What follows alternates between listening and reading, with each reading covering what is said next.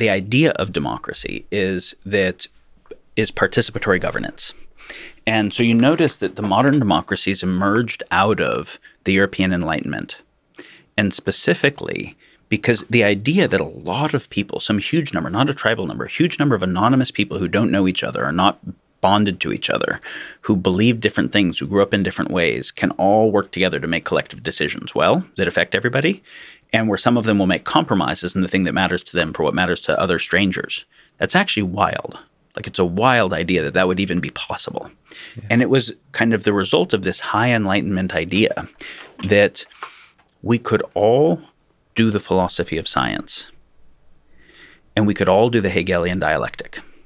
Those ideas had emerged, right? And it was that we could all, so our choice making, because we said a society is trying to coordinate choice making. The emergent order is the order of the choices that we're making, not just at the level of the individuals, but what groups of individuals, corporations, nations, states, whatever do. Our choices are based on, our choice making is based on our sense making and our meaning making. Our sense making is what do we believe is happening in the world, and what do we believe the effects of a particular thing would be. Our meaning making is what do we care about, right? Our values generation. What do we care about that we're trying to move the world in the direction of? If you ultimately are trying to move the world in a direction that is really, really different than the direction I'm trying to, we have very different values, we're going to have a hard time.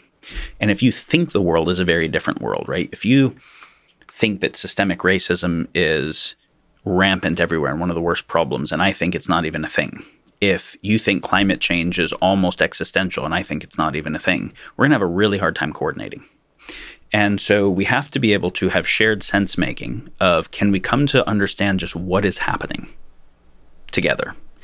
And then can we do shared values generation? Okay, maybe I'm emphasizing a particular value more than you, but I can see how I can take your perspective and I can see how the thing that you value is worth valuing, and I can see how it's affected by this thing. So can we take all the values and try to come up with a proposition that benefits all of them better than the proposition I created just to benefit these ones that harms the ones that you care about, which is why you're opposing my proposition. Yeah.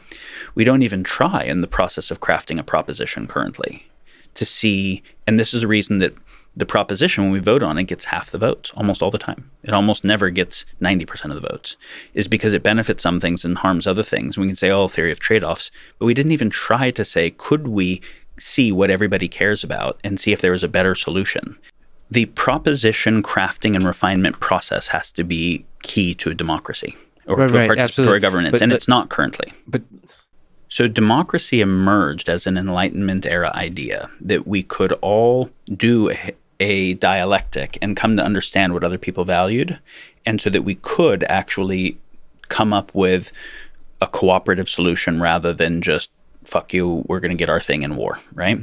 And that we could sense make together. We could all apply the philosophy of science, and you weren't going to stick to your guns on what the speed of sound is if we measured it and we found out what it was. And there's a unifying element to the objectivity in that way. And so this is why I believe Jefferson said, if you could give me a perfect newspaper and a broken government, or I'm paraphrasing, or a broken government and perfect newspaper, I wouldn't hesitate to take the perfect newspaper. Because if the people understand what's going on, they can build a new government. If they don't understand what's going on, they can't possibly make good choices. And Washington, I'm paraphrasing again, first president said the #1 aim of the federal government should be the comprehensive education of every citizen in the science of government. Science of government was the term of art. Think about what that means, right? Science of government would be game theory, coordination theory, history. It wouldn't call it game theory yet. History, sociology, economics, right? All the things that lead to how we understand human coordination. I think it's so profound that he didn't say the #1 aim of the federal government is rule of law. And he didn't say it's protecting the border from enemies. Because if the #1 aim was to protect the border from enemies, it could do that as a military dictatorship quite effectively. And if the goal was rule of law, it could do it as a dictatorship, as a police state. And so if the #1 goal is anything other than the comprehensive education of all the citizens in the science of government, it won't stay a democracy long. You can see, so both education and the fourth estate being so education, can I make sense of the world? Am I trained to make sense of the world? The fourth estate is what's actually going on currently, the news. Do I have good, unbiased information about it? Those are both considered prerequisite institutions for democracy to even be a possibility. Yeah. And then at the scale it was initially suggested here, the town hall was the key phenomena. where there wasn't a special interest group crafted a proposition, and the first thing I ever saw was the proposition, didn't know anything about it, and I got to vote yes or no.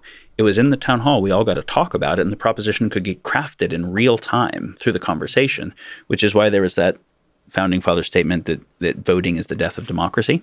Voting fundamentally is polarizing the population in some kind of sublimated war.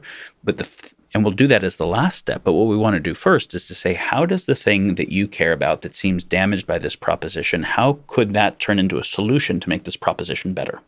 Where this proposition still tends to the thing it's trying to tend to and tends to that better. Can we work on this together? And that in a town hall, we could have that.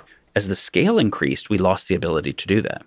Now, as you mentioned, the internet could change that. The fact that we had representatives that had to ride a horse from one town hall to the other one to see what the colony would do, that we stopped having this kind of developmental, propositional development process when the town hall ended. The fact that we have not used the internet to recreate this is somewhere between insane and aligned with class interests.